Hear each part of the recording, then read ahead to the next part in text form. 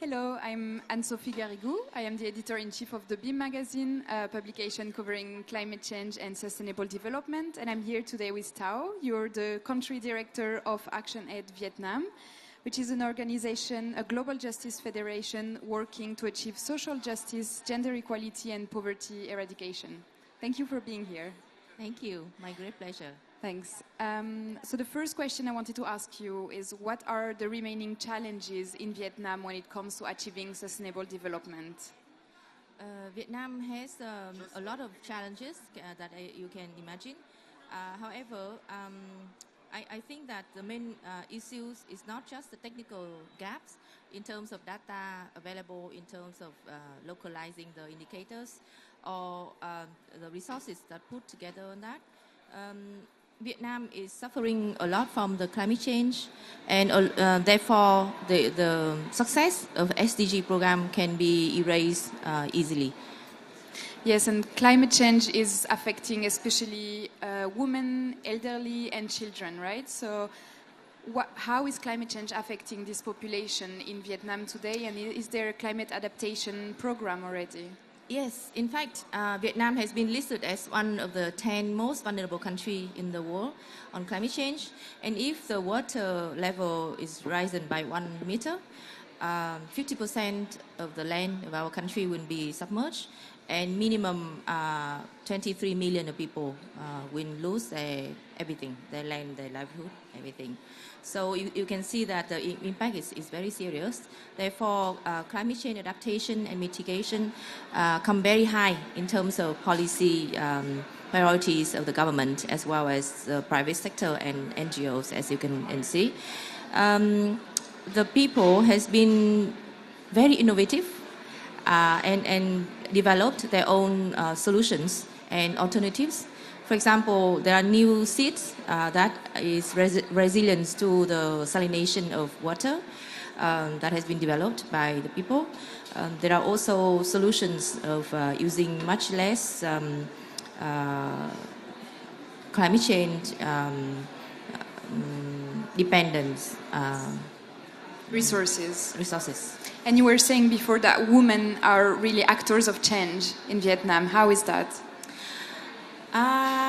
Yes, women has always been the very important active agent of change. We have very specific histories with very, very long wars with many big countries. Men always are busy to go to the front and fight, and women have to be staying at home, taking care of everyone, and also producing resources. Therefore, historically and culturally, women has very active and important role in the development of country.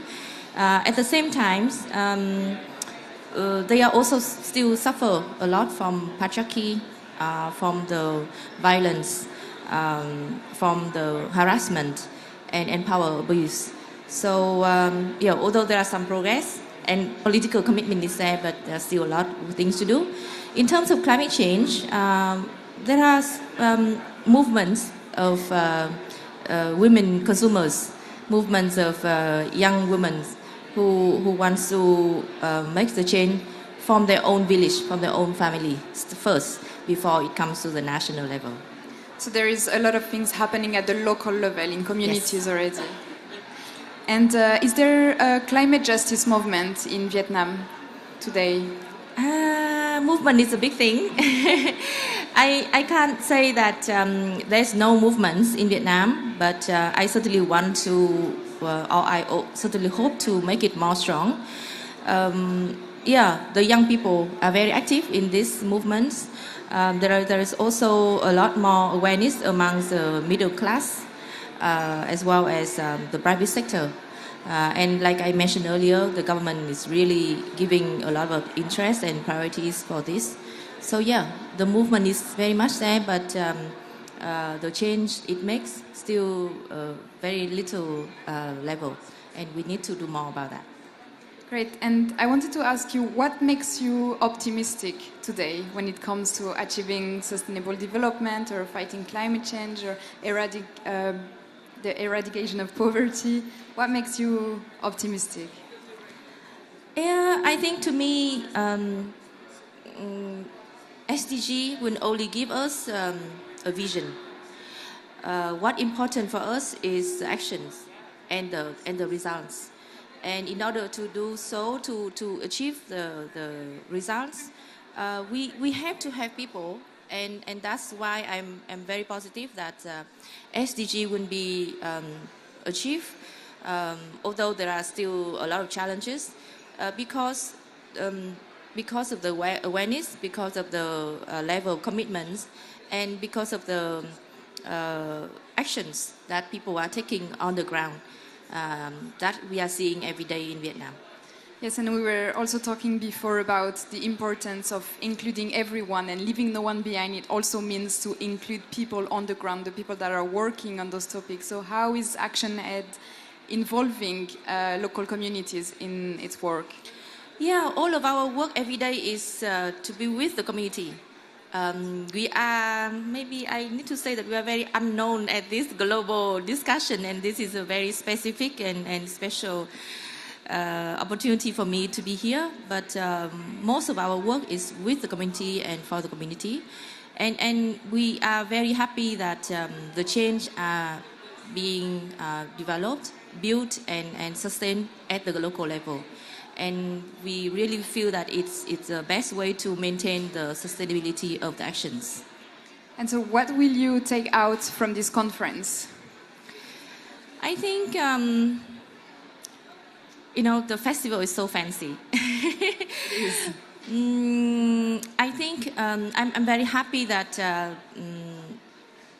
although SDG seems to be a little bit silent about the issues of disability, but I see a lot of engagement here, the presence of the people with disability and their leadership, the young people, and also a lot of alternatives that has been raised.